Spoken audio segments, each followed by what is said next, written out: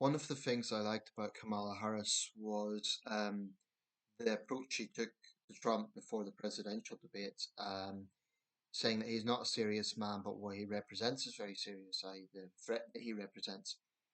Um, because Trump's ego is actually a big, big thing.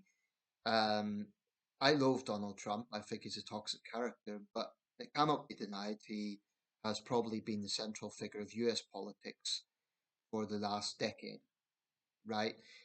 Going from his entry into the Republican primaries in 2015 to this year for the last 9 years. Um, and I feel that Joe Biden's presidency has been overshadowed by Trumpism. It's somewhat unfortunate. This is not a video about Biden's legacy. I will be making a video about that.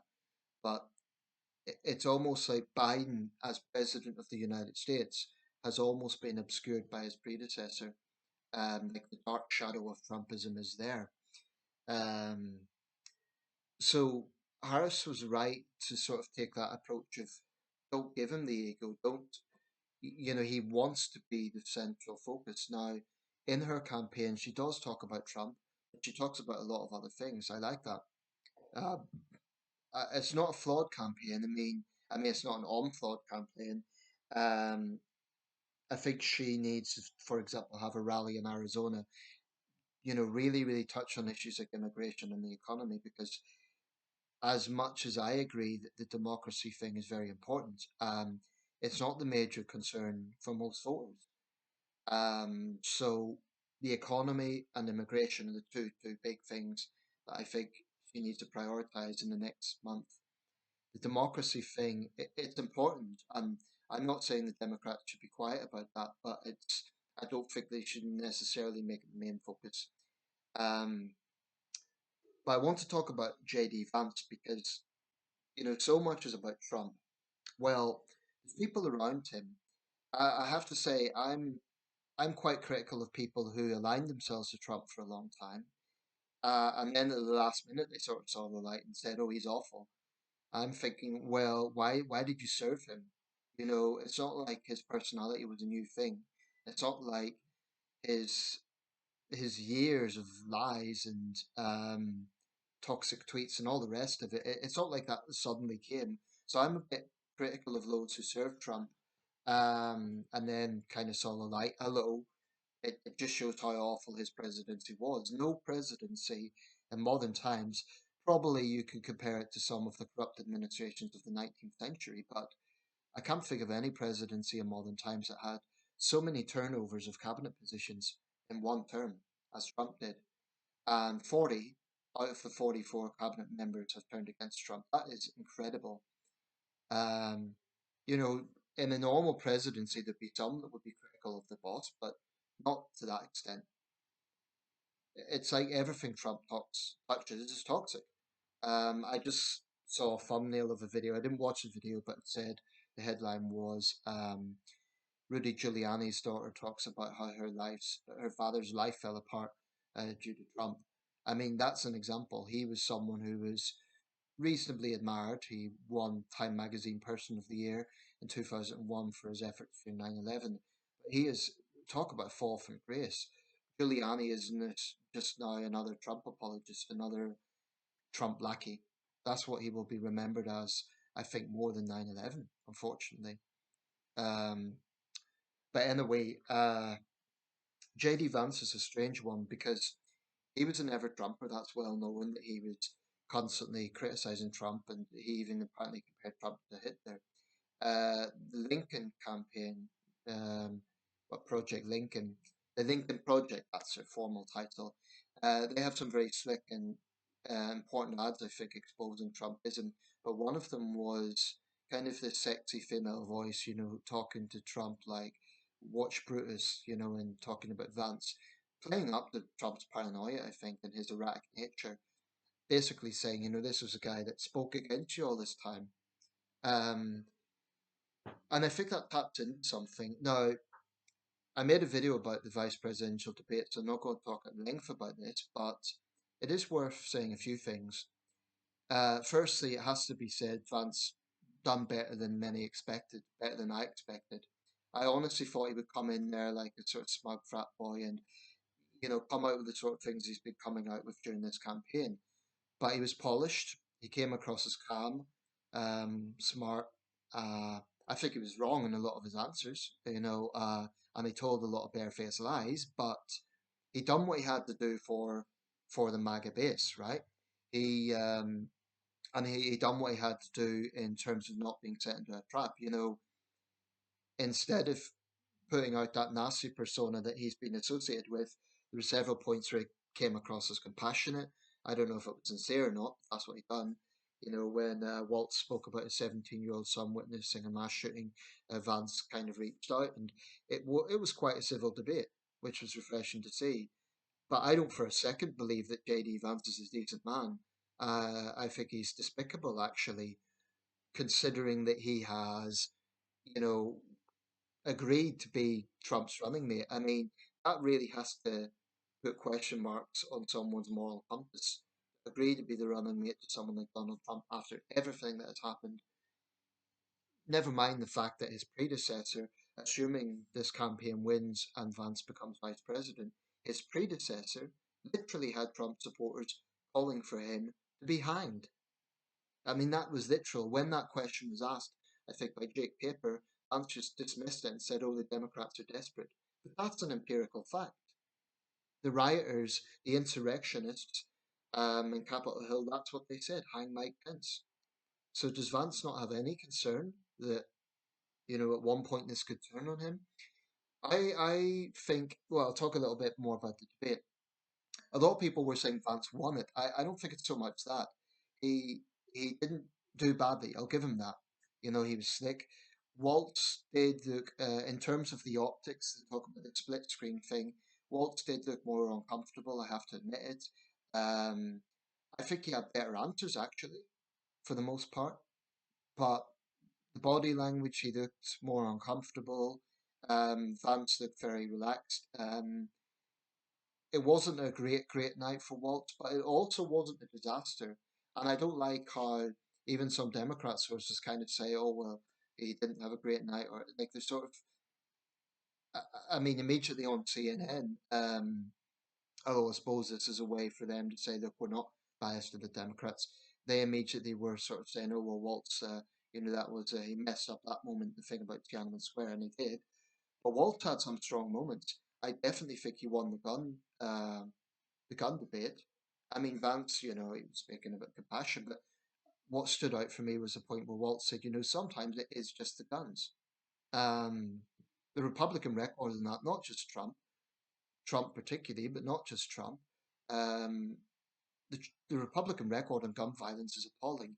And whilst the Democrats can rightly be accused of having a bad record in terms of crime in the big cities, I mean, neither party has a squeaky record in this. Um, the Republican record on gun violence is appalling. They do next to nothing. Um, so I like that Waltz called that out. What's often quoted as his strong point in the debate was at the end when he just asked point blank, did Donald Trump lose the election? Vance wouldn't answer it.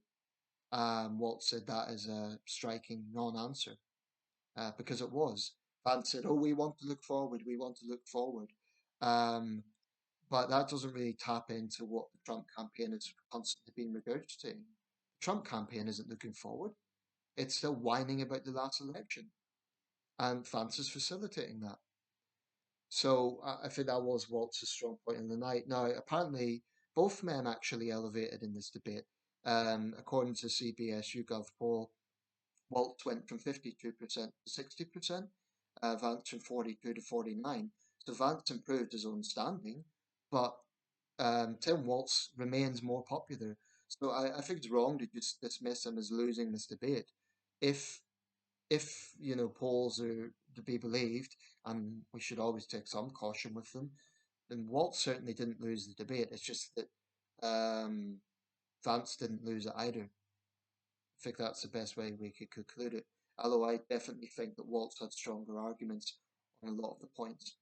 I mean, you could say I'm biased because I want Harris and Waltz to win, but I give Vance credit. He was slick, he was polished, he done what he had to do. Um, and he managed to step outside of his own caricature. So that takes a certain degree of assertiveness. I'll give him that.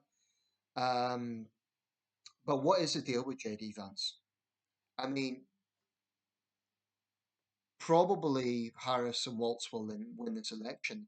I mean, I hope they do.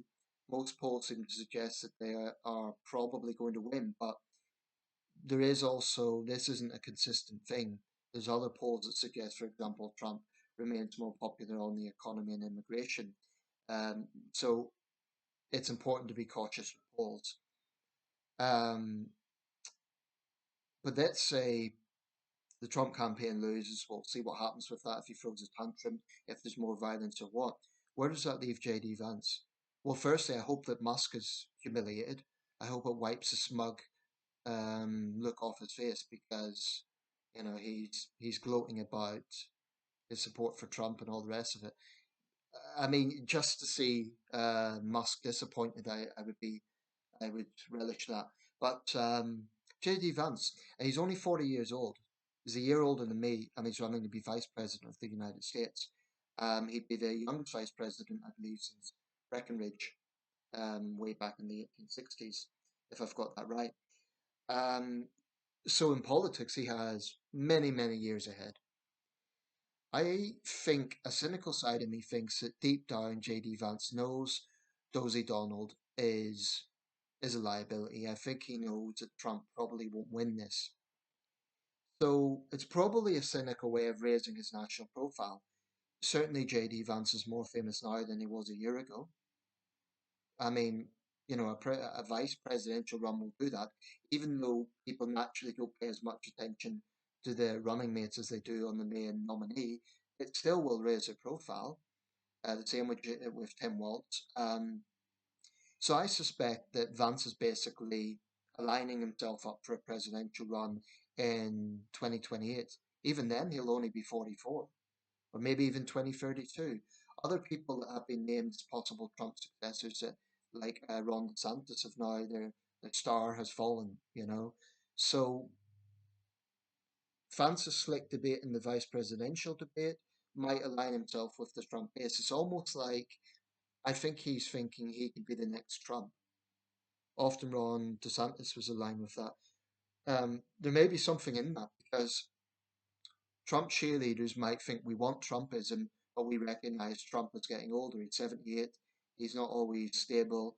They like what he stands for, but they think he might be a liability. So they're looking at someone who will carry Trumpism, possibly even beyond Trump himself, like almost out Trump Trump. We shouldn't totally dismiss that, because in some areas, as much as Trump is despicable, take for example the abortion thing. I don't actually think Trump is a religious fanatic. I think he just plays to any audience that he thinks will support him. Um, Vance much more right wing on that issue, although he's told the line. He's been more moderate in the debate. So I think possibly that's what Vance is doing. It doesn't mean it will work. Very often, failed presidential ticket, running mate doesn't win. There's only been a few examples where that's happened. Trying to think off the top of my head where running mate. Well, of course, Al Gore was Clinton's vice president. He then became the nominee. Um, I'm trying to think of an occasion where a failed presidential ticket lost, but the running mate then won in an election. Need to look at my presidential history on that one. Yeah, I'm sure it'll come to me after this video, but um, because there's been successful campaigns, Biden was Obama's vice president and he became president himself. I suppose Richard Nixon had a failed presidential run in 1960 and then became president in 1969, but he was the main nominee. I'm trying to think of an occasion where the running mate also lost, but then was successful in their own right. I'm sure there will be, but doesn't immediately come to mind. Um, it's bugging me. Let's see, Bruce Chili. No, I'm sure I'll find it afterwards. I might even put it in the comment section. But yeah, what is the deal with JD Vance? And if it isn't him, then who will out Trump Trump? Who will be kind of will Trumpism just fade away if he loses this election, or will it turn into something even darker? Will it be if it's possible, someone even worse than Donald Trump that will take up that mantle. I don't know. But I do think JD Vance isn't going to just fade away. He's only 40. Um, I think he'll be around for a while, unfortunately. But that's probably what his agenda will be.